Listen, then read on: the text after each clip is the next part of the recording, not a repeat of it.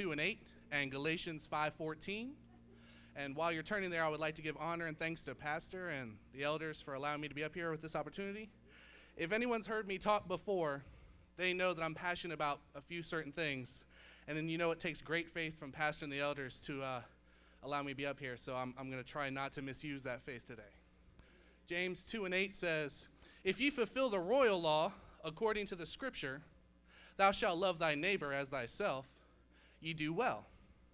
And in Galatians, "For all the law is fulfilled in one word, even in this, that thou shalt love thy neighbor as thyself."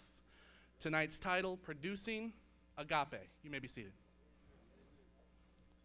The most emphasized tip given to me before doing this from both pastor and the elders was, keep it under 5 minutes, Rob. Many of you know if I get going, I may not stop.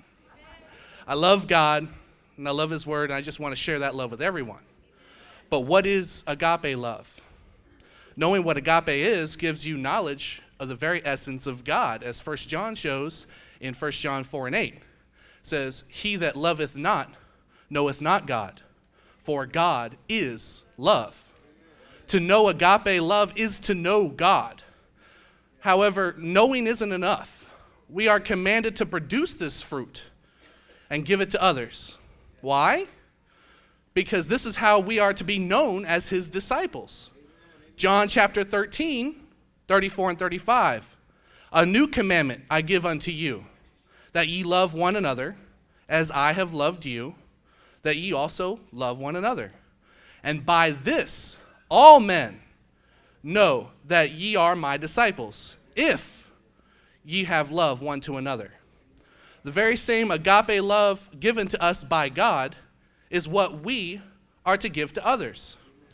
If there were time, I would give you all of 1 Corinthians chapter 13. Most of us here know what God's love is toward us. It was love, not nails, that held him to the cross. His love saved us from our sin. To have the arm of the Lord robed in flesh, beaten for our transgressions. By his stripes, we are healed. Nothing can separate us from his love. No matter what we say or what we do, he just keeps on loving us. It's not based on a feeling, because feelings come and go. Agape love is based on a choice. Sister Austin posted on Facebook that a successful marriage is two people that refuse to give up on each other. And I'm glad I know a God who refuses to give up on me. Agape love is a choice. No matter what is said, no matter what is done, you still have your arms open and willing to forgive some persons. Like the parable of the prodigal son and his father's love for him. He couldn't wait to show his forgiveness that he had for him since the moment that son left the house. That is love. It is deeply rooted in a desire that you will do what you can without compromising your principles to deny yourself for that other person, possibly even including giving up your life, just as Jesus did for us, as it said in John 15 and 13. "Greater love hath no man than this, that a man lay down his life for his friends." That is what agape is, as provided by God to us as an example. This leads me to the other part of the commandment, loving the neighbor. The most difficult part of the commandment after producing agape is giving it to the neighbor. Who is the neighbor? Plesion in Greek. It says it's any person, regardless of race, religion, or background, that you may chance to encounter. So who exactly is your neighbor? It's not the person next to you in church. Not just them. It's not just the person that lives next door. It's not just that person that you see at the street corner asking you for money. It's also that person that hit you with the grocery cart in the grocery store. It's also that person that cussed you out in school. It's that person that cut you off in traffic. The souls of this world are our neighbor. If God isn't a respecter of persons, then neither should we be.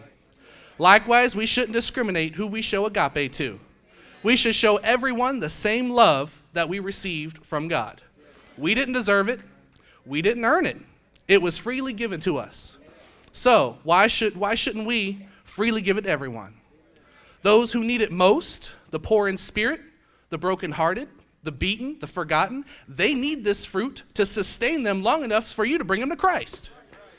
So if you do nothing else in his name, bear fruit of the most difficult kind. Produce agape and give this love to everyone unconditionally. Thank you.